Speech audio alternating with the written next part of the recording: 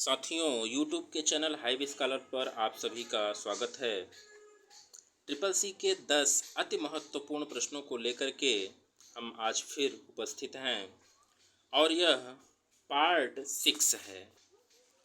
Part 5 तक हो चुका है। अगर इसे आप लोग नहीं देखे हुए हैं तो ज़रूर देखिए। आइए देखते हैं प्रश्न संख्या 1। प्रश्न संख्या 1 है, IRCTC का पूरा नाम क्या है? IRCTC का पूरा नाम क्या है? ए है Indian railway catering and tourism corporation. B है Indian railway centering and corporation. C है Indian railway catering and tourism corporation. और डी है नन ऑफ द एबव।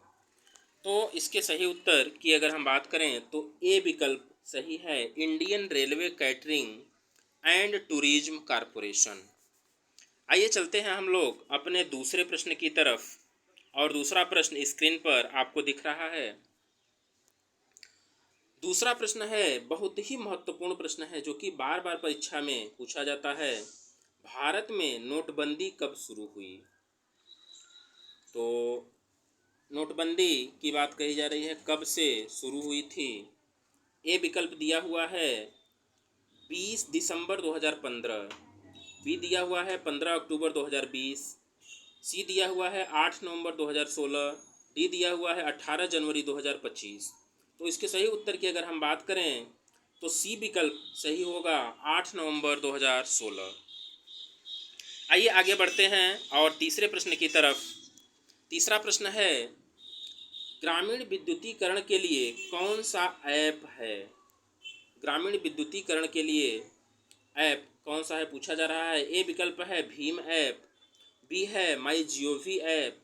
सी है गर्व ऐप। और डी है RTI। तो इसका सही उत्तर होगा गर्व ऐप। आइए आगे बढ़ते हैं चौथे प्रश्न की तरफ।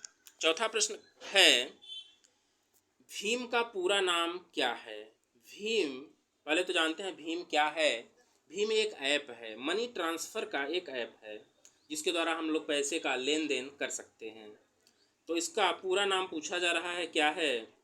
ये है भारत इंटरफेस फॉर मनी।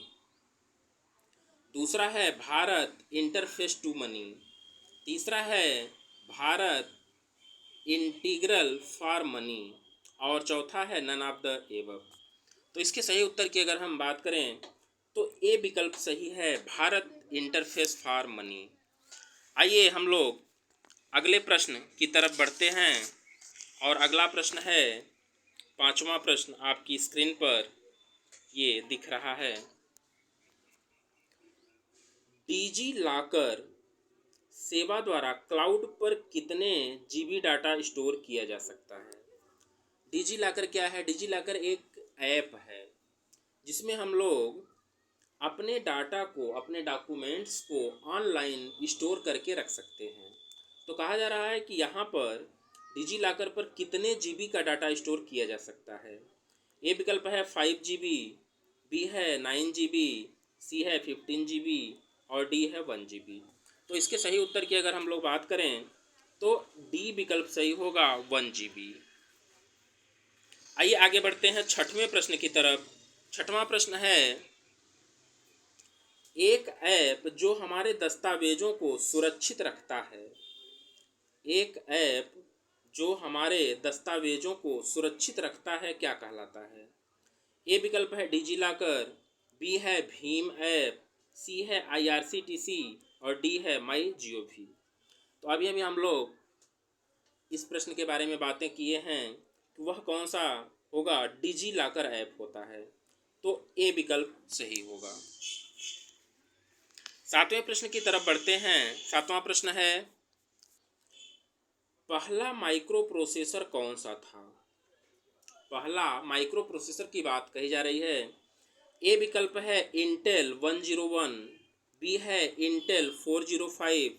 सी है इंटेल 110। और डी है इंटेल 404। तो इसके सही उत्तर को अगर हम देखें तो इंटेल 4004 है। इंटेल 4004 पहला माइक्रो प्रोसेसर है जो कि 1970 में बना था, जो कि 1970 में बना हुआ था। चलिए आगे बढ़ते हैं और 8वें प्रश्न की तरफ बढ़ते हैं। 8वां प्रश्न है, GUI का विकास किस पीढ़ी में हुआ? GUI क्या होता है? इसके अगर पूरे फुल फॉर्म की बात करें तो ग्राफिक्स यूजर इंटरफेस, इसका पूरा नाम होता है ग्राफिक्स यूजर इंटरफेस। यानी कि ग्राफिक्स का प्रयोग हम लोग कंप्यूटरों में कब से करने लगे, किस पीढ़ी से हम लोग करने लगे हैं? आइए देखते हैं। ए विकल्प है फर्स्ट जनरेशन, बी दिया हुआ है सेकेंड जनरेशन, सी दिया हुआ है थर्ड जनरेशन और डी दिया हुआ है फोर्थ जनरेशन। तो इसके सही उत्तर की अगर हम बात करेंगे तो हमारा सही उत्तर होगा डी विकल्प, फोर्थ जनरेशन। तो आइए अब हम लोग 9वें प्रश्न की तरफ बढ़ते हैं। 9वां प्रश्न स्क्रीन पर दिख रहा है। 9वां प्रश्न देखिए क्या कह रहा है, आधुनिक डिजिटल कंप्यूटर में किस पद्धति का प्रयोग किया जाता है?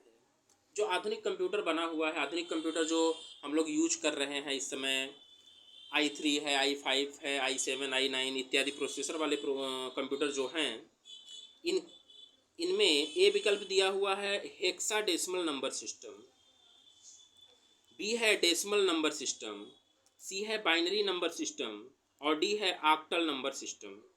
तो आधुनिक कंप्यूटर की अगर बात करें तो उसमें हम लोग बाइनरी नंबर सिस्टम का यूज करते हैं। हमारा सी विकल्प सही होगा। और आज के लास्ट प्रश्न की तरफ हम लोग बढ़ते हैं। अंतिम प्रश्न है जो कि बहुत ही महत्वपूर्ण है। 10वां प्रश्न कह रहा है, पंच कार्ड क्या होता है? पंच कार्ड की अगर बात करें तो प्रारंभ में शुरू में जब कंप्यूटरों का निर्माण हुआ था तो उसमें पंच कार्ड का प्रयोग किया जाता था और punch card input output device के रूप में प्रयोग किए जाते थे। पंच कार्ड होता क्या था? ये जो है एक कठोर कागज का टुकड़ा की तरह होता था जिसमें बटन लगे हुए होते थे। और आजकल आप लोग देख रहे होंगे वोटिंग वगैरह में, जैसे वोटिंग होती है तो वोटिंग मशीन में वोट को रिकॉर्ड करने के लिए इसका प्रयोग किया जाता है, पंच कार्ड का प्रयोग आज भी होता है। ठीक है, तो ए विकल्प दिया हुआ है इनपुट आउटपुट डिवाइस, बी दिया हुआ है प्रोसेसिंग डिवाइस, सी दिया हुआ है ए एंड बी दोनों, डी दिया हुआ है इनमें से कोई नहीं। तो इसका सही उत्तर होगा ए, इनपुट आउटपुट डिवाइस। साथियों, आपको यह वीडियो अच्छी लगी हो तो निश्चित रूप से आप इसे सब्सक्राइब करिएगा, चैनल को, वीडियो को शेयर करिएगा, लाइक करिएगा। धन्यवाद।